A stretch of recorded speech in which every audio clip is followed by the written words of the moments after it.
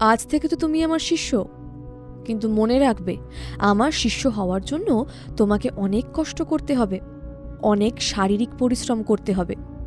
তখন কিন্তু ক্লান্ত হয়ে পড়লে হবে না। স্যার, আমি তখনই আপনার শিষ্য হব যখন আপনি আমাকে কথা দেবেন যে আমার আর হিয়ার ব্যাপারটা আপনি মা বা বাবাকে জানাবেন না। আর যদি আমি তোমার শর্তে রাজি না হই, তাহলে আমি আপনার শিষ্য হব না। ধনঞ্জয় স্যারের ঠোঁটের কোণে হাসি দেখা গেল। ঠিক তখনই বাইরে অমৃতার গলা শোনা গেল। ধনঞ্জয় স্যার, আপনি কোথায়? আমরা এসে গিয়েছি। ধনঞ্জয় স্যার দরজা না খুলে জোর গলায় বললেন, আরে অমৃতা, এসে গেছো? দাঁড়াও দাঁড়াও, আসছি। তোমার জন্য একটা দারুণ সারপ্রাইজ অপেক্ষা করছে।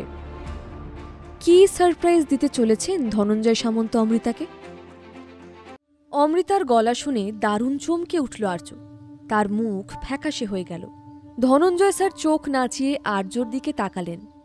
তারপর দ্রুত চলে গেলেন একাডেমির দরজার দিকে। একাডেমির দরজার কাছে অমৃতা আর হিয়া দাঁড়িয়েছিল।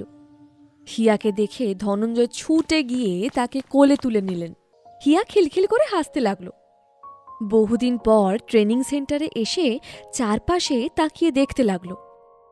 অমৃতা ট্রেনিং সেন্টারের অবস্থা দেখে সে বেশ বুঝতে পারল যে কেন ধনঞ্জয় স্যার এমন মরিয়া হয়ে তার উত্তরাধিকারীকে খুঁজছেন। আজকে আমি তোমাকে এমন একটা গোপন খবর দেব যা শোনার পরে তুমি থ হয়ে যাবে। তবে সেই খবরটা দেওয়ার আগে আমার একটা শর্ত আছে। তুমি যদি আমার সেই শর্ত মেনে নাও, তবেই আমি তোমাকে সেই গোপন খবরটা দেব। অমৃতার অজানা ছিল না যে কোন শর্ত ধনঞ্জয় স্যার দেবেন। নিজের একাডেমির জন্য তিনি একজন যোগ্য উত্তরাধিকারী খুঁজছেন, আর সেই হিসেবে হিয়াকে শিষ্য হিসেবে পাওয়ার জন্য তিনি অমৃতার কাছে পারমিশনটাই চাইবেন। অমৃতা বলল, আগে আপনি আমাকে সেই গোপন কথা বলুন, তারপর আমি ভেবে দেখব যে আমি আপনার শর্তে রাজি হব কি হব না। ধনঞ্জয় স্যার দ্বিধায় পড়ে গেলেন। অমৃতার কথা শুনে মনে মনে ভাবলেন, তার এই একাডেমিতে তার শিষ্য হওয়ার জন্য দূর দূরান্ত থেকে লোক ছুটে আসে, অথচ অমৃতা উল্টে তাকে বলছে যে তার শর্ত মানবে কিনা সে ভেবে দেখবে। নিজের উত্তরাধিকারী হিসেবে মনে মনে ধনঞ্জয় স্যার হিয়াকেই বেছে নিয়েছেন। হিয়া চালাক, চতুর, স্মার্ট, তবে এখন তো তার কাছে আর্য রয়েছে। দুজনেই অমৃতার সন্তান, দুজনের মধ্যেই অমৃতার গুণ রয়েছে। আর্যর কথা মনে পড়ল ধনঞ্জয়ের। আর্য বলেছে যদি তার আর হিয়ার রহস্য তার মার কাছে ধনঞ্জয় স্যার গোপন রাখে, তবে সে ধনঞ্জয় স্যারের শিষ্যত্ব গ্রহণ করবে।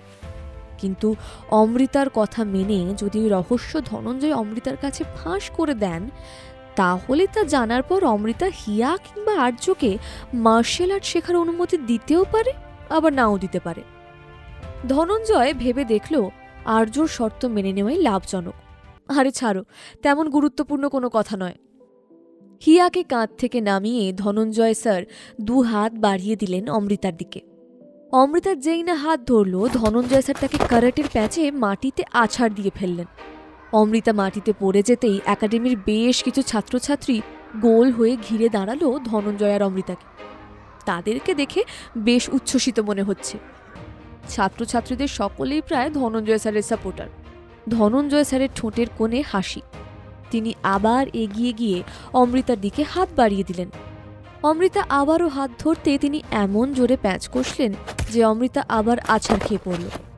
কিন্তু এবার পড়ার সঙ্গে সঙ্গে নিজের পায়ে উঠে দাঁড়ালো অমৃতা, আর তারপর শুরু করলো তার কাউন্টার অ্যাটাক।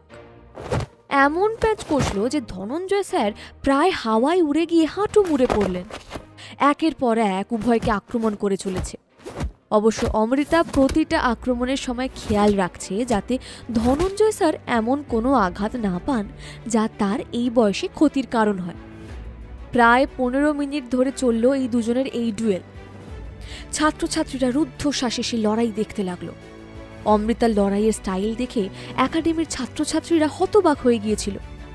তারা ভাবতেই পারছে না যে তাদের গুরুদেবের সঙ্গে এই মেয়েটি 15 মিনিট ধরে ক্রমাগত একইভাবে লড়ে চলেছে। অবশেষে 2 হাত উপরে তুলে ধনঞ্জয় স্যার যুদ্ধবিরতির ঘোষণা করলেন। উইদাউট প্র্যাকটিস তুমি আমার সঙ্গে এইভাবে 15 মিনিট ধরে টানা লড়াই করে যেতে পারো, তাহলে একবার ভেবে দেখো, যদি তুমি প্র্যাকটিস করতে তাহলে শুধু ভারতেই নয়, ভারতের বাইরেও তুমি কতখানি নাম করতে পারতে। তারপর ছাত্রছাত্রীদের দিকে তাকিয়ে বললেন, তোমাদের এই দিদির জন্য হাততালি দাও। এতক্ষণে যেন ছাত্রছাত্রীরা সম্বিত ফিরে পেল, আর হাততালিতে ফেটে পড়ল একাডেমি। অমৃতা মজার সুরে বলল, আপনি যখন বলছেন তখন না হয় আফটার রিটায়ারমেন্ট একবার চেষ্টা করে দেখব। ধনঞ্জয় সামন্ত দেখলেন তার কোনো কথাকেই অমৃতা একেবারেই সিরিয়াসলি নিচ্ছে না। থাক বাবা, তোমাকে আর এত কিছু করতে হবে না, তোমার মতো কুঁড়ের দ্বারা এসব সম্ভব নয়। তাহলে এখন আপনি আমার কাছে কি চান? আমি হিয়াকে আপনার স্টুডেন্ট হওয়ার পারমিশন দিয়ে দিই, তাই তো? ধনঞ্জয় স্যার বললেন, হ্যাঁ, আমি সেটাই চাই। তুমি যেটা করতে পারোনি তোমার মেয়ে সেটা করে দেখাক।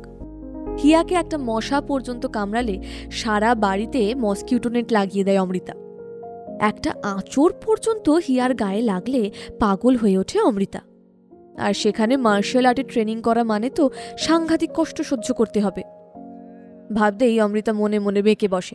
আজই ডাউনলোড করুন পকেট FM এর অ্যাপটি আর শুনতে থাকুন এক যে ছিল কন্যা।